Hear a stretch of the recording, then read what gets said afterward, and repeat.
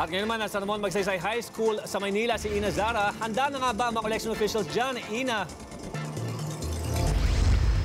Alam mo, Paolo, medyo nagkaroon lang ng konting problema kanina dahil hindi tulad nga nung mga nakaraang halalan. Ngayong 2013 elections, medyo na-delay na antala yung pagpapapasok dito sa Ramon Magsaysay High School. Dumating tayo dito, Paolo, mag-aalas 3 ng umaga. Nadatnan natin na nakapadlock pa yung gate. Kaya naman, hindi tayo kaagad na nakapasok at sa halip, naghintay pa tayo dito nga sa labas ng paaralan.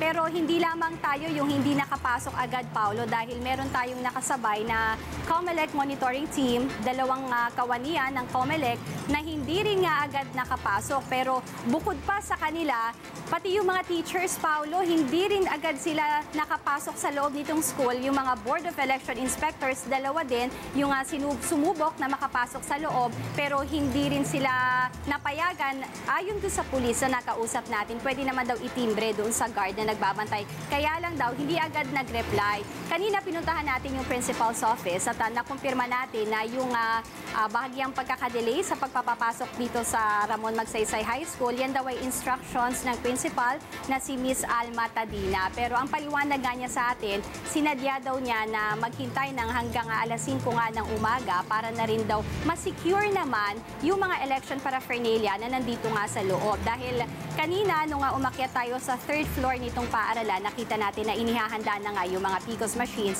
Pero hanggat hindi pa dumarating yung mga poll watchers, Paulo, ay hindi pa rin yan na nabuksan. Samantala, Paulo, yung nabanggit ko kanina, yung COMELEC monitoring team na nandito, alam mo, limitado rin yung kanilang magiging partisipasyon. Limited lamang sa monitoring. Hindi sila pwedeng makialam, hindi sila pwedeng mag-utos, at sa halip ay talagang oobserbahan lamang nila kung ano ba yung nagiging sistema ng pagboto dito. At ipapakita ko sa inyo, Paulo, bawat isang team na ipinakalat sa buong bansa, meron silang form na katulad nitong hawak-hawak ko ngayon. Meron itong laman ng mga katanungan ay, halimbawa nga dito, yan bang presinto na pinuntahan nyo, madaling makita, inasikaso ba kayo ng maayos dyan? O di naman kaya yung bang mga BEI na nag-assist sa inyo, sinunod ba nila yung tamang procedure? So sasagutan nila yan ng yes or no, at ito na ang form na ito na may sagot na, ito yung isasubmit na nila doon sa kanilang main office. Samantala, Paulo, nakaantabay pa rin dito ang pamunuan nga ng paaralan at yun nga mga kawani ng COMELEC dahil mayroon ding abiso bagamat hindi pa kumpirmado na posibleng maya-maya lamang ay dumating dito si COMELEC Chairman na Sixto Brillantes. At ayan muna, Paulo, ang pinakahuling update mula dito sa Ramon Magsaysay High School. Ako si Ina Zara, handa para sa Pagbabago 2013. Ina, matanong ko lang, no, binanggit mo kanina na medyo nahuli nga yung pagbukas dyan sa paaralan, no? So, inaasahan ba natin na magiging late rin ang pagsisimula ng botohan dyan?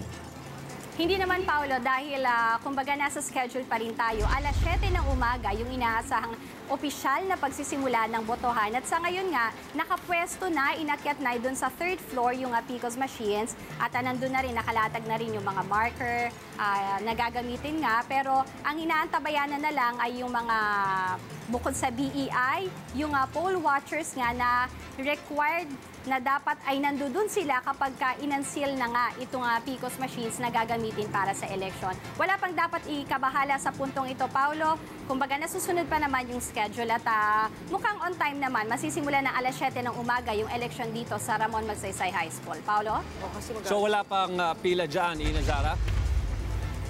Erwin, alas 6 ng umaga, alam mo, nakakagulat marami na yung nakita natin sa loob na nag-aantabay para nga mauna na sa eleksyon. Karamihan sa kanila yung mga merong pasok sa opisina na ang gusto nga daw nila ay mauna na para hindi na sila abutan pa, lalo na kung ina-expect nga nila na magiging mainit, magulo, siksikan dahil alam mo, Erwin, kagaya nung nabanggit ko, siguro kulang-kulang 18,000 yung registered voters na inaasahang dadagsa dito sa Ramon Magsaysay High School. Kaya naman, hindi na rin natin masisisi yung ating mga kapatid kung gusto na nilang mauna doon sa bugso ng tao na inaasahan ngang darating mamaya dito. Erwin.